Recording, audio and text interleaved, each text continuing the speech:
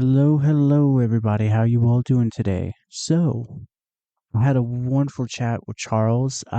We kind of just started the Zoom call, and we were just chatting like old friends. And I couldn't find a proper place to start the recording, so I just kind of hit it halfway through him explaining this one movie. So that's where it's a little out of context for the introduction. Other than that, we go into a lot of information, really good. Um, I want to talk to him in the future about how he runs his 11 franchise companies plus his publishing and editing company. Like, how does he have the mindset for that? We were more just talking about his publishing and editing company specifically. And other than that, it's a great one if you're especially wanting to understand things about the publishing industry. Let us begin. Somewhat slower but kind of funny. It was awesome. Cool. I had to watch it about 2, 3 times to get half the jokes. Like I'll sometimes put movies on in the background. I'm doing work, and the more I hmm watched it, the funnier it got. But I can understand why most people were like, "What?" So you either have to be kind of drunk or high to kind of get the jokes. Or just not really paying attention. Like if you sit there and you're like, "All right, let's get into this movie," you're gonna be like a little disappointed. Right. How'd you get into podcasting? Why did I get into podcasting? Yeah, So I got COVID back in 2020 when that whatever variant came out that was actually killing people. And I was having a seizure on the floor. And I was been debating literally the day before with a coworker. I'm like, oh, I'm going to do a podcast. But then it's like, oh, what about Twitter mobs and this and that? And he's like, just fucking do it. You're small anyways. No one cares about you. They're not going to get any clout trying to kill you, kind that's of funny. thing. So and that's where then I had COVID on the floor, seizing like a dog. So once I blacked out for like 2 days, and in that blackout, I remember saying to myself, fuck this. If I'm going to be getting myself in trouble, it's for what I want. So started it Yeah, might once I as well do was something able to you move. enjoy, right? Right. So that's what started it. Then it was just easy for me to like talk to business guys. Like I found a website to message people. I'm like, hey, when you get on my show, and they're like, new, this and that. But all the business guys are like, down, totally. And that's just kind of talk to all of them. And that's how I just grew. Now I talk to everyone. The crazy thing is, I mean, people just like talking about themselves. Let's be honest. Wait, I You learned that want the to talk quick way about with this. yourself for 40 minutes? Yes. Of course. Um, so what inspired you to do your publishing company? Well, a little bit of everything, honestly. My mom, before she passed away, was big into the arts. She was an artist, and then her health kind of took her ability to do art. I tried to get her to get to it. She couldn't find center. She was a painter, and she had had strokes and nerve disorders. And I was like, man, that might make your art even better. Come on, like, let's do this. Or the modern art trend I, now? I wasn't thinking of it from somebody who could do things, I'm not gonna say easily, but like certain things came from all the work she put in, she could do it, right? And then now she was hmm struggling really hard to do something simple. Like how defeating that was. I was more like, hey, we can make some money, Watch my mom Okay. struggle.com, And and again, I had written 2 books in my 20s and threw them in a shelf, and they just kind of floated around everywhere I moved. And right before COVID, I had reached out to this editor guy I'd done work with for, dang it, I'm just gonna, sorry about this. Come on, come on. Um, there we go. For an editor, I ghost wrote blogs for years, and for banks and all random stuff. I'm really good at just quick write content writing, and he was really brutal. Like I mean, mean. And I was like, you know what? I got these books. I'm gonna send them to Ben, who's really brutal because I trust that. Like I know he'll be honest. Because a lot of times, you're sending it out in the world, and you're like, I'm sure anyone will take my money. You know what I mean? They're like, oh, it's great. Yeah, keep sending me more. And as I started the process, I realized how hard it was. And I found a couple agents who liked my writing, and they told me, uh, they're like, if you go to the big five, they're gonna make you change the way you write. kind of the CBS television, if you're like an indie, Mhm. movie producer, indie TV guy. Like, but if you have a following from being self-published, you'll they're not going to make you change it. And I was like, well, what do you consider a following? Like, honestly, if you're selling like a couple thousand books a year, that's a following. Like, publishing's hard. Like, okay. So the more I looked into it, I was like, well, if I'm going to do all this work, I might as well repeat it for other people. Like, I like logos. I'm a big fan of logos. I can even get my book Puma hat on, my editing platform. It's cool. Um, and so I created a logo, created a company, and I realized real fast that like if you're self-published, you can't really apply for a lot of awards. But if you have a Mhm. publishing company, you can. Look, I quickly learned that just being an indie publisher, even for myself, right? And like two people I met, my first two authors, this guy Andrew and Jordan in Amarillo, opened up a lot of doors. And what started as just kind of this small project for myself and maybe a couple of local guys in Amarillo started to get traction. And then I met my now vice president, Madison, who moved home during COVID from New York. She worked at Workman Publishing, one of the largest publishers in New York. And then my editorial director, who had worked for newspapers all over the place, he's actually now doing movies.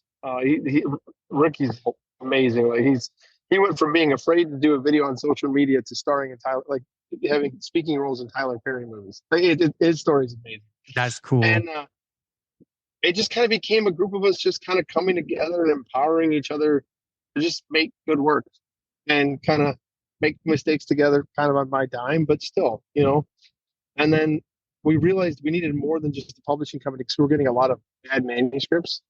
I don't mean bad like the story was bad. For example, I had somebody hand me a book they already self-published, and in the first 10 pages there was four different fonts.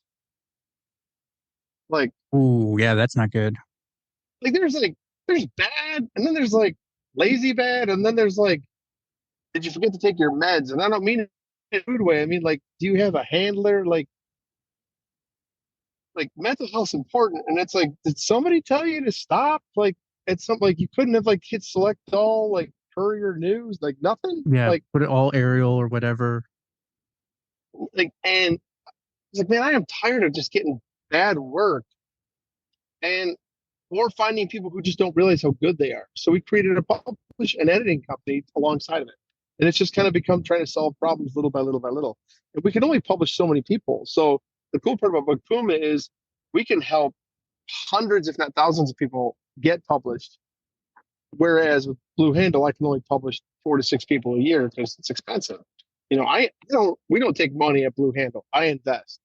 So I'll spend 50 to 100 grand a year investing into authors um, to whether it's marketing, editing, you just salaries of our employees, and if I make half that back, you know, where Book Puma helps us kind of keep the lights on, but it also helps us kind of reinvest into a lot of authors. We actually had a couple different people recently do some social media lives. We're like, when you told me how affordable it was, I was like, how bad's the editing going to be? Right. It's like it's not. We're trying to make it affordable and not like, take your shirt off your back. We're trying to make it more communal based. I bet is a better way of, pulling it off. So, and that's kind of how we got into it. It's just kind of been one project after another. That's cool. Yeah, I want to say editing, as I've been working on my different stories, and I've had a couple other editors on. The lowest I've seen for pricing for per word is like 4 cents, and I'm like, okay, that sounds cheap, but that's brutal. And some of Yeah. them And are then when you saying like look at it, 6 or 8 cents a word. I, thousands on my books. My first 6 books, I think I spent something like $20,000, $30,000 on editing. Um, Mhm. we have monthly memberships at Book Puma as low as $40. Someone's like, what? I'm like, yeah, where you can turn in a couple pages at a time. Because a lot of times you get bad habits in the beginning and you don't realize it's a bad habit. And then now you have to fix that. Had you caught it in the first 10, 20 pages, you wouldn't have done it the next 200. You know what I mean? Mhm. So our theory behind that is, well, imagine you could just get a few pages looked at. Imagine you could get on the phone with somebody and just get a little bit of coaching so that you can minimize the damage along the way and have somebody like to work with. And more people are like, oh, this is a real thing. I was like, it is. It's not a scam. I swear. I know there's so many out there, but just I wouldn't say scammed because that's how the industry is. It's brutal. I always, the best way to describe it is it's like hiring a contractor to redo your bathroom. They come over and then they give you the plans and they mark everything off and then they leave and they charge you. And you're like, well, I paid you for everything. Like, but it's your bathroom. Don't you want to fix it? And you're like, but you're the expert. I gave you the money. Right.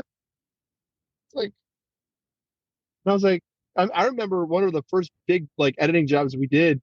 I told the editor, I was like, hey man, you need to do one rough version, right, that has just all the edits, and then you're gonna need to do a clean version where you fix all the edits. And they're like, no. I was like, yeah.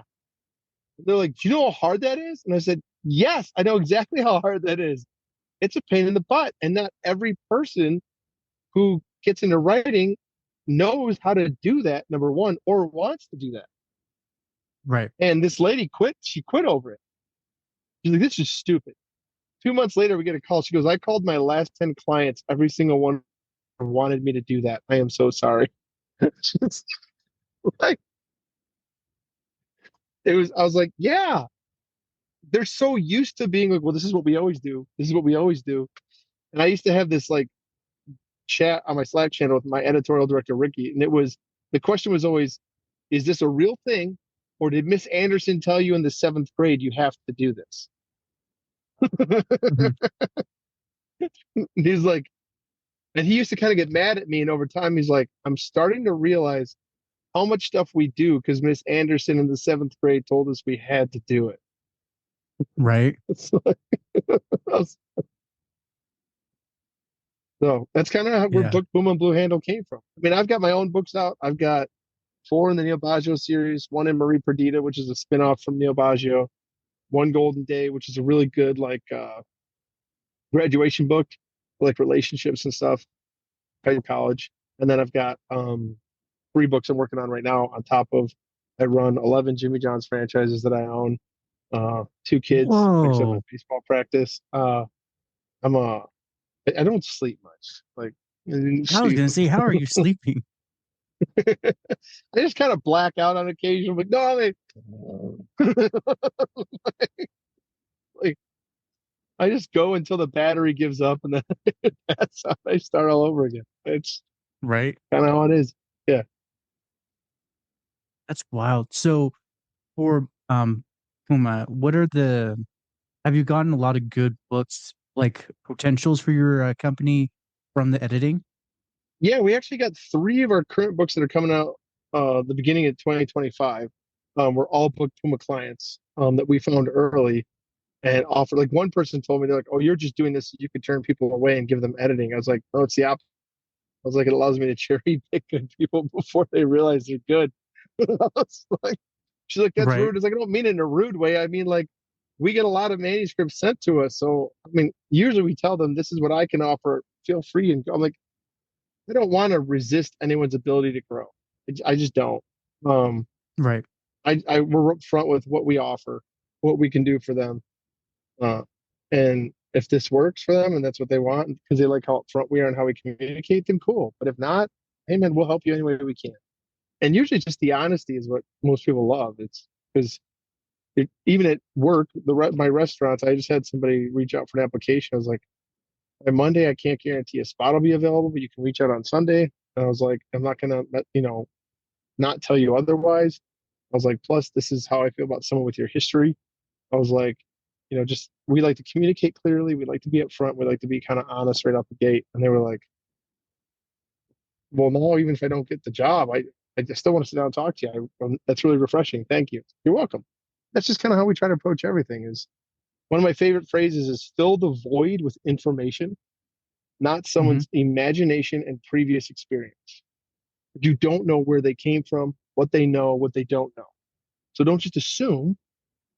Take a time and just communicate. So, and that's what Right. one of the cool things we do at Book Puma that most editors don't do, at least I've seen, is when we send back a project, we do an audio note. So the editor will reread the whole cover sheet in audio format and send it with the project. The reason being is a lot of us internalize feedback negatively, right?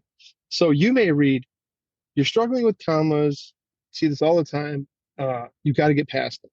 But the editor might read, hey man, you're struggling with commas, you'll get past it. We see this all the time. Tone There's is a huge different. difference. Right. So you may internalize it as you suck. But if the editor is telling you in this really calm, reassuring tone, now all of a sudden you're like, oh, okay, I'll get past it then. And Mhm. those little things that maybe take an extra 5 to 10 minutes for the editor make, I think, all the difference in the world for the person receiving that feedback. Absolutely, yeah. It's a big one. As I've like had I had an editor for a while for my podcast, and at a certain point, she started doing the same thing because she would send me a critique saying, "This is absolutely terrible. Like, why did you do it?" And I didn't hear her tone, so I'm thinking, "Gee, this lady's a bitch." Kind of And thing. it And could have then just she been just like, sent me a she voice. could have been laughing the whole time, right? Like, Right? Yeah, no, she was. yeah, She's like, "This is terrible. What do you think you're doing?" yeah. But we hear it as like, you're horrible. You should quit now. Like, Right? fine, I'll stop. Like, I'll do it. and that's kind of why we're trying to break down those walls. Like even the guy we did one of our books for last year, Ray Franz, The Heights. I always mess this up. He's the great nephew of Al Capone's right hand man. So the guy who no Ooh. one knew essentially ran Al Capone's whole operation. He was like hidden from the world. And Al Capone did this on purpose. So that if anything ever happened to Al Capone or somebody, all the businesses would still run. Hmm. And most of the families would be taken care of because no one knew who this guy was. So this guy, Ray, is has access to all this family history and decided to write this awesome book. Um, but he had to fictionalize it for safety reasons. And so he wrote it, and we were the only publisher who said it's not done. Like, yeah, you ended it, but I feel like you stopped it like 5 chapters But short. when it got good, And he's like, well, it's really long. We're like, our job is to. I was like, keep writing. If it's super long, we'll turn it into 2 books. Whatever, we'll figure it out. So we invested almost a year. It's like 9 months of editing and coaching of helping him finish the book before we even like got into the re-editing of the book. hmm It almost became a 2 year process. And I remember he's like, that's the reason he had offers from bigger publishers, but he's like, none of them were going to work with me. They just wanted to slap my name on a book and sell it. And yeah. he's like, I just didn't want to risk my story not being told properly. I guess, Well, that's a big one. yeah. Yeah, that's a big one for When one you of my find out, friends. oh There no, you you go. go. I was saying because one of my friends did that. She does a hybrid, so she self publishes a good chunk of her books, but she has contracts with two of the big fives. But it took her a while to get there, and that's where she said they just literally are like expect you to pay for everything up front, and then they're like, and you have to market everything too. They don't really other than putting you on a little email newsletter. You have to figure out how to get the books to sell. Even the big five, I got to meet JT Ellison a few times. She's become good friends with Ricky. And Mhm. it was one of the big things I took away the first time I met her. She's like, I took my first big check, my book deal, and bought a PR company. Spent every dollar on marketing. Mhm. And she's like, without it, I wouldn't have gotten a second book deal. And it's like Right. people don't realize how little most publishers do for you other than distribute. They're just distribution companies. That's all they are. That is it. Hmm. They don't. So they're looking for ready-made products, not only books. They're looking for people who know how to market, who know how to function, like who already have an income, or they have like the world's most amazing story. You know what I mean? Like they're already going viral. Otherwise, they're like they won't touch you with a 10 foot pole, and that's the hard Right. part. Yeah.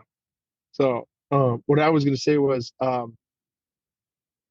lot of the people don't realize the amount of money that goes into and how many books just don't sell, right? So for like every bestseller you see out there, which a bestseller is 10,000 copies a week for 4 weeks. That's what a bestseller is. So, Okay. and even that, you can do that and still not be a bestseller. There's lots of books that sell tons of books, but don't make the bestseller list because they're not with the right publisher. They don't fit into a certain genre. They don't like, so the New York Times best-selling list is actually a very like closed off list. It's all make believe. Um, that's why USA Today has their own.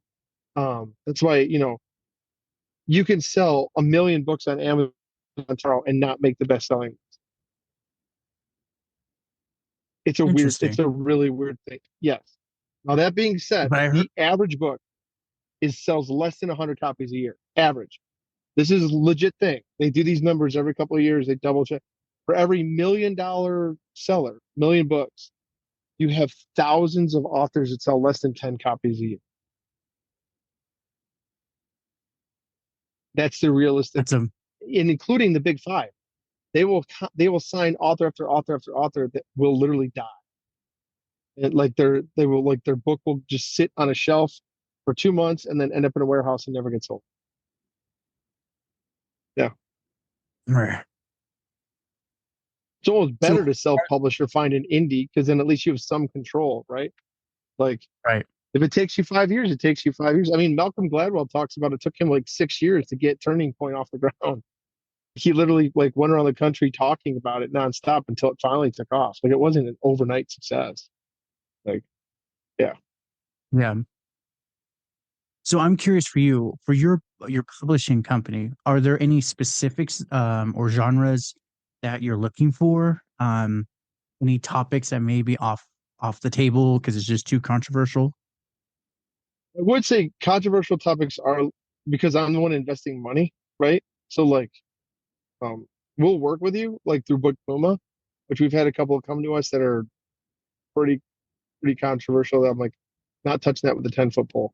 But we were able to work with them, get them the right services they need through our Book Puma platform. We do like a concierge service where it's not hybrid where we own it. We literally will do everything for you. Almost like if you've ever hired a web developer where they'll create like a generic email address that you share on Google, like, Chad and Brad's podcast at Gmail. You know what I mean? Like, and then we'll create everything. We'll literally go into an Amazon account. We'll create everything. We'll share it with you and get you on Amazon, get you an Ingram Spark account, get you an ISBN, get you everywhere you need to be. We'll get it all taken care of. And when we're working with controversial people, um, we have this concierge service, not just with any, but with any person, we have a concierge service where we will work with them and we will set everything up so that they will access it themselves. And then once we're done, they we can wash our hands of it. Like here's your logins, here's everything. Now, we actually have two government, like smaller government contracts that we're working with. Like one's like a VFW, like a small military um, guy. Him and his buddies put together this book, and they wanted us to help us like keep tabs on it. So like every month, they keep us on this like small stipend. I think we're charging them $20 a month. Like it's not much. We just keep tabs on it, make sure there's no issues. Like it's literally, I even feel bad charging them $20 a month. They're like, we gotta charge you something. I'm like, okay. So we go in, make selling. It's on all the platforms. We answer emails from Ingram or Amazon. Like, hey, your book has an error in this corner, that kind of stuff, right? Hmm. And so we have those kind of services that we originally weren't trying to do, but so many people have asked for them. We just started doing it. Fair enough. And that has been kind of one of my more favorite ones because it's just kind of been organic. We actually kept fighting it, not wanting to do it, but so many people kept asking for it. We were like, all right, I guess we're going to do it. And so if let's say you're self-published or you want to be self-published, but you're like, man, I don't even know where to start. We could literally sit down with you and go, all right, here's the list of things to do. If you're really busy and you're like, I have enough time to write and I can work on this. I don't have time for this stuff. Cool. We can do this for you. And we can go because we know what to do. This stuff takes us 20 minutes, not 3 hours. Right. Right. And it allows us to just kind of, and we're not putting somebody at $60 and putting somebody at $10 an hour. We're not charging you, absurd amount of money to knock this stuff out. But we'll set it up for you, walk you through how to maintain it. And then again, because Book Puma, we have these monthly memberships. We can just keep someone in the platform. So if they have a question, they can call me like, hey man, can you help me with this? Yeah, what do you need? And it just becomes this again, it's like having a buddy. Like, hey man, can you help me with this? Yep, what do you need? As opposed to being this like earth-shattering cost. And that's the biggest thing we've been trying to do. when it comes to what do we sign, what do we not sign, at one point I thought I'd never sign a children's book, but we've got one coming out next year because they're kind of a pain to publish, but it's gotten a little better. Um, the problem with children's books is everybody's got an idea for a children's book, but they're never executed. So it's like, I got this idea. It's like, well, do you have art? Do you have this? Well, no. Then you have an idea, you don't have a book. Um, so we tried to stay away from those. Um, and honestly, the only issue I run into with commercial books is a lot of them aren't written well. Like, if it was written well, I'd be more open to it. So it's like sometimes I feel like the idea is controversial, but the writing's crap. Like, Right. yeah, or it's there's no depth to it, right? It's just anger. We had like one story that some guy sent us that was like essentially just talking about how the world was better when women were in their place, and that it was a story, but that was essentially the whole theme, and it was like, okay, so what was the girl's name that broke up with you? Like, oh my god, and it Right. was only like thirty What's her thousand name? words. It was like a short story Oh, that's essentially, yeah. and it was like, and we kept saying that, what's the plot of the story? Like, he's like, you understand? He kept saying, you understand? It's like, no, you don't. There's no plot. The main character is just mad. It's the plot. It's like, no, that's motivation. That's not a Right. thing. So the only downside I would say to a lot of the controversial stuff is that a lot of them lack depth. I feel like if you have more depth, understanding, and thought out stuff, you may have a controversial idea or two, and the topic may be controversial, right? Like Dan Brown, when he came out, was quote unquote controversial, but in the thick of things, when you read the book itself wasn't controversial, right? There was a Right. few themes that were Yeah. controversial. It Yeah. Themes or became scenes. controversial because of a couple of topics in the book, right? The book itself wasn't that controversial, right? So, like, see what I'm saying? Like, so in that aspect, yes. Now, if somebody were to just be like, like Jesus got kids, they're like, okay, like, but what's the idea behind it? Okay, but what's the, you know what I mean? Like, you got to figure it out. So, I'm not against anything. I will say no to. I would never say no to anything that's well written. I would at least read it. But the problem is most of them kind of struggle. I mean, technically, Black Bear Lake, which is a really good seller of ours, by an award-winning playwright, it technically is a story about two cousins that kind of fall for each other in the summer, like over a summer, and explore more than they should, and it's Right. kind of based on a true story. That's kind of, I mean, that's pretty controversial in the grand scheme of things. I mean, now it's not saying, oh, you go explore yourself with your cousin, but you know, so we're not like, oh, everything's got to be CVS vanilla. But if the writing is done well, I'll let things slide. Okay. That's good. Yeah, because I'm gonna say one of my friends, he's working on a story, and there's a lot. He does a lot of political divisiveness. You making like one villain looks like they're doing this, another villain's doing this, kind of thing. I told him, my dude, people don't think that complex, so they're gonna think you're being divisive with feminism and divisive with Christianity. But like he does intertwine If it, and it's it's very done vital. well, though, like if the writing is done well, you should upset some people, but that's okay. West Right. Wing's one of my favorite shows, and people used to call him, Aaron Sorkin, the biggest left wing nut job. If you go back and watch that show, he constantly poked fun at his own party all the time. Mhm. But because he bloviated against the right a decent amount, nobody even noticed. So it's like people have a tendency to only see what they want to see. You know what I mean? Right. That's why I said, so if the writing's done well, you can make any, you know what I mean? You can make anything work. Okay. Cool. I say we're starting to get up on the limit for the Zoom call, and it looks like you got other stuff to do. Is there anything specific you want to talk about or share with the people? I would say when it comes to writing, just be upfront with yourself and honest and realize everything you will write today will feel like crap tomorrow because You get better with reps in anything you do. Um, the every author's favorite book is the last thing they wrote. Every page they wrote today is crap compared to the one they're going to write in 10 years. Reps do make you better. So, that being said, do not fall in love with what you wrote today. Be open to the idea that you wrote something amazing, but it's going to take some work to make it better. I've gone through it. Every writer's gone through it.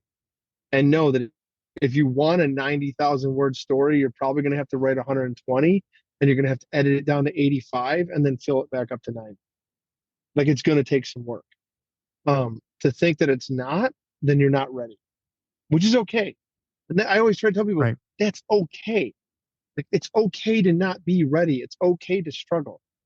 I used to always say, I get mad, then I get mad, then I get mad, and then I fix it. I got so angry at the world at one point, I created my own publishing company. Right? Like I was like, you know, I was like, I'm not gonna just be self-published. I'm gonna do this. I'm like, I'm gonna figure this out. You know, Right. so being angry is okay. Just don't let it stop you. Don't let it take you off the motivation what you want to do. And realize that it's gonna take work. That not everyone's gonna see what you see, which is okay. Some people hate the Beatles. Some people hate Aerosmith. Some people so somehow everyone hated Nickelback, yet they made millions. People still talk Right. smack about Hootie and the Blowfish, yet they sold 22 million albums in like 18 months. You know, so somebody bought it. You know, at the end of the day, it's going to take work. There's going to take some feedback, but you'll get better because of it. If you're looking for really good feedback, affordable feedback, reach out to Book Puma. If you think you're ready, reach out to Blue Handle. We're here for you. If you're looking for a good read, Perfect. look up Charles D'Amico. I've got plenty of books out. All right. Definitely will. Thank you. This Thanks, has brother. been really good and informative. Well, congratulations. You made it to the end. You are a awesome person. Not many make it here. So, being the awesome person that you are, can you do me one more awesome favor? Can you rate and review this on whatever podcast services you're using? If you do it on Apple and you leave an actual written review, I have a thing on my website. I will take your written review and post it for all to see. Congratulations, you're permanently sealed on my site. Otherwise, I am trying to do YouTube more and live streaming. I will try to put as many of the YouTube links in the description of the show as I can. So give your boy some extra help over on YouTube. Watch my videos. I just mute it and change the channel, change the window or something. But yeah, that's it. Thank you for being awesome and see you next time.